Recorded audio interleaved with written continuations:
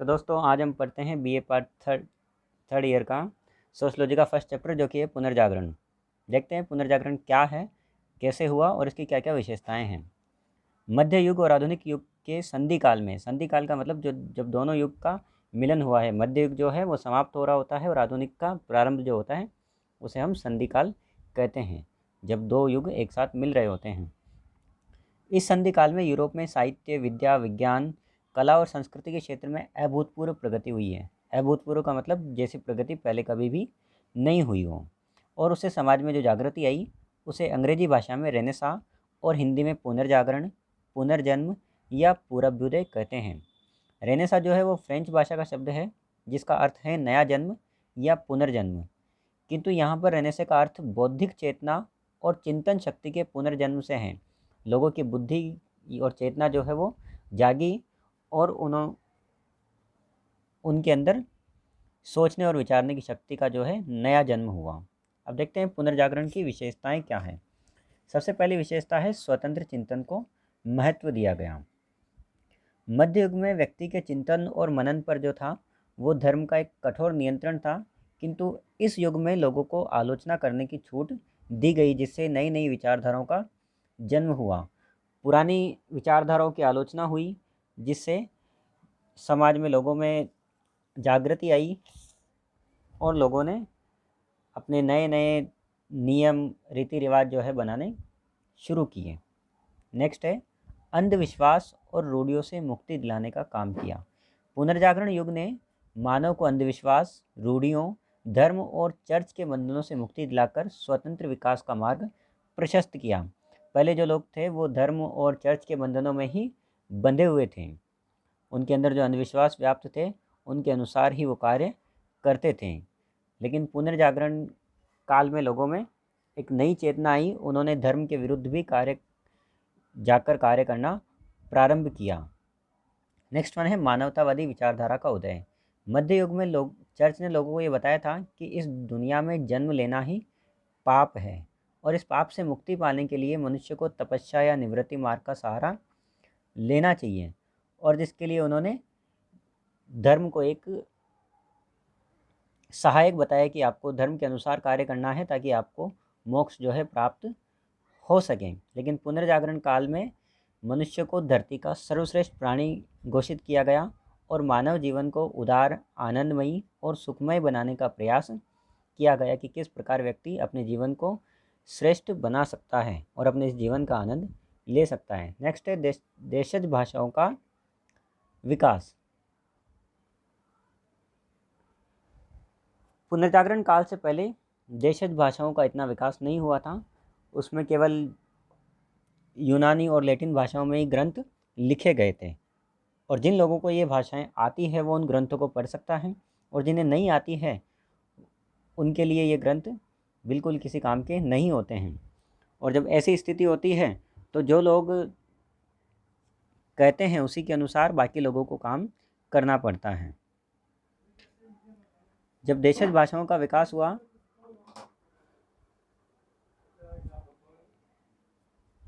तो इन सभी ग्रंथों का दूसरी भाषाओं में विकास किया गया।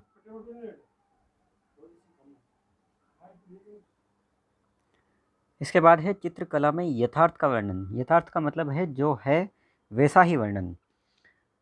अधिकांश हम देखते हैं कि जो चित्र हमें दिखाए जाते हैं वास्तव में यथार्थ से बहुत परे होते हैं, क्योंकि उनमें अधिकतर हमें हरियाली के दर्शन होते हैं या फिर कहीं पर बहुत पतझड़ की जैसी स्थिति हमें देखने को मिलती है, लेकिन वास्तविकता ये नहीं होती है।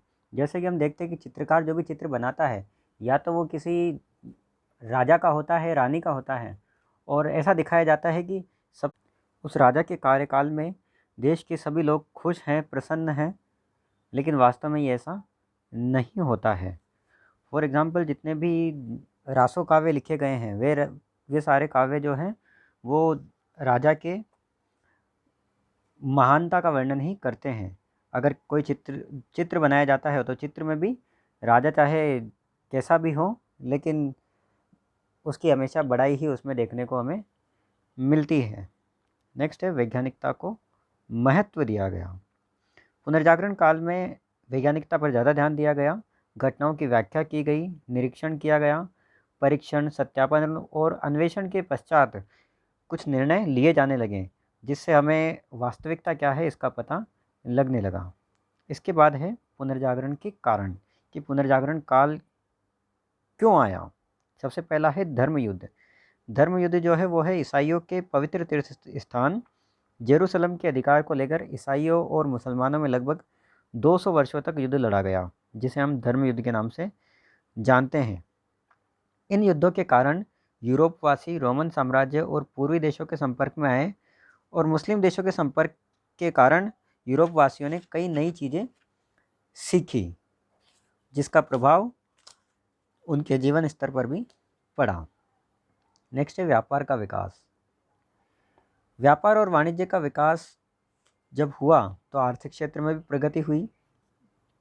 जब आर्थिक क्षेत्र में प्रगति हुई तो लोगों के पास पैसा अधिक आने लगा। जब लोगों के पास पैसा आया तो एक नए वर्ग, जिसको हम मध्यम वर्ग के नाम से जानते हैं, इसका उदय हुआ। मध्यम वर्ग के लोगों ने लेखकों, साहित्यकारों, कलाकारों, विद्वानों और वैज्ञानिकों को आश्रय दिया और प्रोत्साहन दिया तथा ये लोग कई प्रकार की गोष्ठियों का आयोजन करते थे, जिसमें नई नई चीज़ें निकलकर सामने आती थी। नेक्स्ट है अरबों की सेवा। यूरोप वासियों को पूर्वी देशों के संचित ज्ञान से परिचित करवाने का श्रेय जो है वो अरब वासियों को जाता है। यूरोप के बहुत से देशों जैसे स्पेन, सिसिली और सार्डिनिया में अरब के लोग जो बस चुके थे। अरबवासी स्वतंत्र चिंतन के समर्थक थे। वे भारतीय और यूनानी सभ्यता के संपर्क में भी आए हुए थे। उन्होंने शिक्षण संस्थाएं स्थापित की तथा धर्मनिरपेक्ष ज्ञान की शिक्षा दी, जिसके कारण इसका प्रभाव जो है पूरे विश्व में दिखाई देने लगा। इसके बाद है विद्वतापूर्ण विचारधारा। मध्ययुगीन यूरोप में विद्वता की जो लहर है वो चल पड़ी थी, जिसमें अरस्तु के तर्कशास्त्र का प्रभाव प्रमुख था।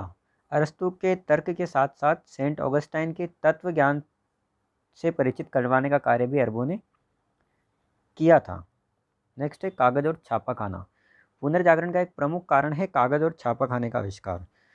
इन दोनों का आविष्कार जो है वो चीन में हुआ था। कागज और छापाखाने के आविष्कार के कारण लोगों को जो साहित्य है वो ज़्यादा पढ़ने को मिलने लगा, जिससे उनमें नई नई जानकारियाँ हासिल होने लगी। अगर हम सारा ही कुछ खुद लिखेंगे तो हम ज़्यादा मेहनत करेंगे और उसका जो परिणाम है वो हमें कम प्राप्त होगा। एक व्यक्ति ज़्यादा से ज़्यादा कितना लिख सकता है। इसलिए जब कागज़ और छापाखाने का आविष्कार हुआ तो जो साहित्य है वो ज़्यादा मात्रा में छपने लगा और लोगों को सस्ती पुस्तकें मिलने लगीं। नेक्स्ट है तुर्क विजय। 15वीं शताब्दी में पूर्वी रोमन साम्राज्य, जिसे वाइजेंटाइन साम्राज्य भी कहते थे, उसकी राजधानी जो थी वो कुस्तुनतुनिया थी, जिस पर उस्मानी तुर्कों ने आक्रमण कर दिया। ये नगर जो है कई वर्षों तक यूनानी ज्ञान, कला और कारीगरी का विख्यात क्षेत्र बना हुआ था। जब तुर्कों का आक्रमण हुआ और उन्होंने यहाँ लोगों को लूटना शुरू किया तो ये लोग यूरोप के कई देशों में जाकर बस गए, जिससे उन लोगों को यूनानी ज्ञान, कला और कारीगरी के बारे में जानने का अवसर मिला। नेक्स्ट है मध्यम वर्ग। मध्यम वर्ग के उत्तरार्ध में यूरोप में व्यापार के विकास के कारण नगरों और मध्यम वर्ग का जन्म हुआ। नगर व्यापार और विद्या के केंद्र थे। व्यापारी वर्ग होने के कारण मध्यम वर्ग के पास धन जो है वो पर्याप्त मात्रा में था, जिसका प्रयोग उन्होंने ज्ञान के अर्जन और विकास में किया। नेक्स्ट है विज्ञान। विज्ञान ने भी पुनर्जागरण को प्रेरित करने का कार्य किया है।